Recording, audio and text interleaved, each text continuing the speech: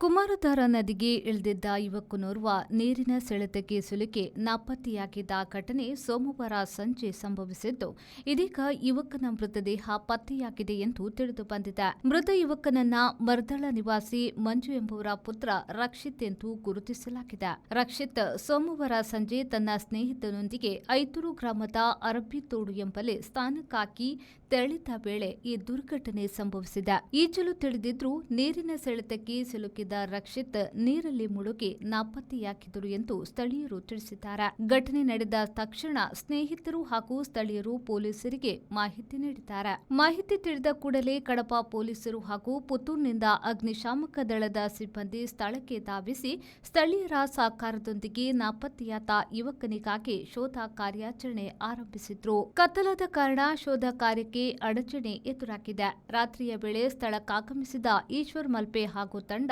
ಶೋಧ ಕಾರ್ಯ ನಡೆಸಿ ಸುಮಾರು 30 ಅಡಿ ಆಳದಲ್ಲಿ ಮೃತದೇಹ ಪತ್ತೆ ಹಚ್ಚಿದ್ದಾರೆ. ಕಾರ್ಯಾಚರಣೆಯ ಬಳಿಕ ಮಾತನಾಡಿದ ಈಶ್ವರ್ ಮಲ್ಪೆಯವರು ಕಳಕಳಿಯ ಮನವಿ ಮಾಡಿದ್ರು. ಒಮ್ಮೆ ಹೋದ ಪ್ರಾಣ ಮತ್ತೆ ಮರಳಿಬಾರದು. ಯುವಕರು ಅಥವಾ ಸಾರ್ವಜನಿಕರು ನದಿಗಳ ಆಳ ಮತ್ತು ಸೆಳೆತ ತಿಳಿಯದೆ ನೀರಿಗೆ ಇಳಿಯಬೇಡಿ. ಇಂತಹ ಅನಾಹುತಗಳು ಸಂಭವಿಸಿದ್ರೆ ಇಡೀ ಕುಟುಂಬವೇ ಜೀವನ ಪೂರ್ತಿ ದುಃಖ ಅನುಭವಿಸಬೇಕಾಗುತ್ತದೆ. ಎಲ್ಲರೂ ನೀರಿನ ವಿಚಾರದಲ್ಲಿ ಎಚ್ಚರಿಕೆಯಿಂದ ಇರಬೇಕು ಎಂದು ತಿಳಿಸಿದ್ರು. ಮೃತದೇಹವನ್ನ ಮರಣೋತ್ತರ ಪರೀಕ್ಷೆಗೆ ರವಾನಿಸಲಾಗಿದ್ದು, ಘಟನೆಯ ಕುರಿತು ಕಡಪ ಪೊಲೀಸ್ ಠಾಣೆಯಲ್ಲಿ ಪ್ರಕರಣ ದಾಖಲಾಗಿದೆ.